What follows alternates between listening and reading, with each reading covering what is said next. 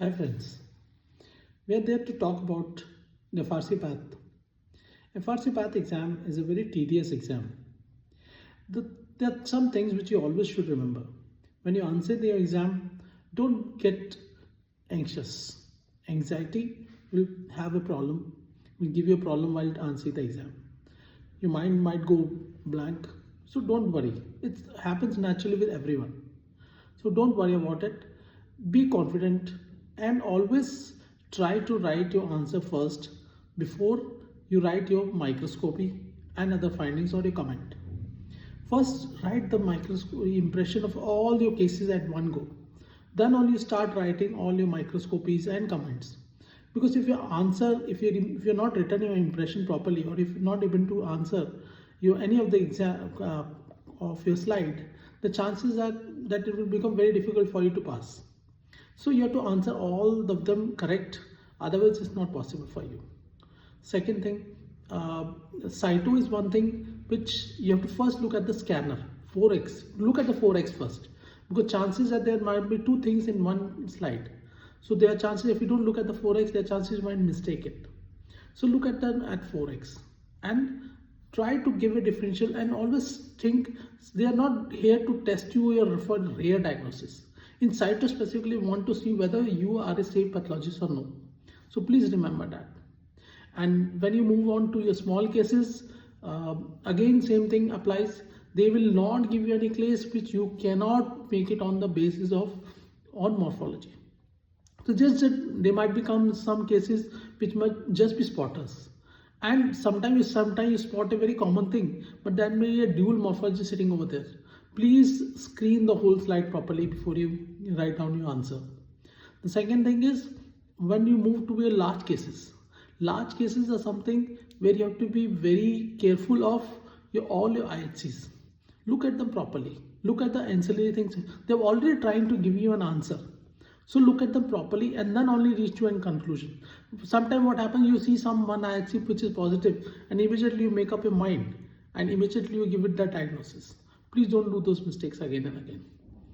When you reach to a auspice session, don't get worried. They want to check your management skills. Whether you have been working regularly in your lab, what problems do you face. So whenever they tell you, just analyze, be calm, be patient and understand what they are trying to ask you. Because they will not give you much time, so you should be prepared. But all these things, what you normally do, they normally trend to give you those things only. They will not give you some very rare phenomena or something rare something. So they just want to see whether you are good at your management skills or no. And your macros, but you have been doing day and out all these specimens. So just want to test whether, but beware if you're using a CAP protocols or even your normal grossing techniques what we use here normally in India. There are some things which you need to know about. So please read the FRCPath data sets, specific salient points. So like we have it, we are used to taking longitudinal sections of the intestine, even they are far off. But there they don't take longitudinal sections if it is more than 2 centimeters. There are some things like this which you have to see the data sets and do it. Then when you move to the molecule, don't worry about them. They just want to know whether you know something about the molecule or no.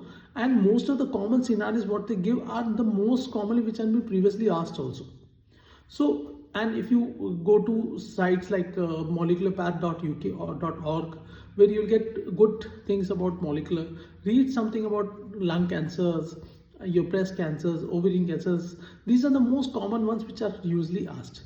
So be aware and speak to your oncologist who is there in your lab. Ask them how they have been doing the molecular test, what protocols do they follow, what is important. So just speak to your oncologist. This will give you an edge over others when you're doing it.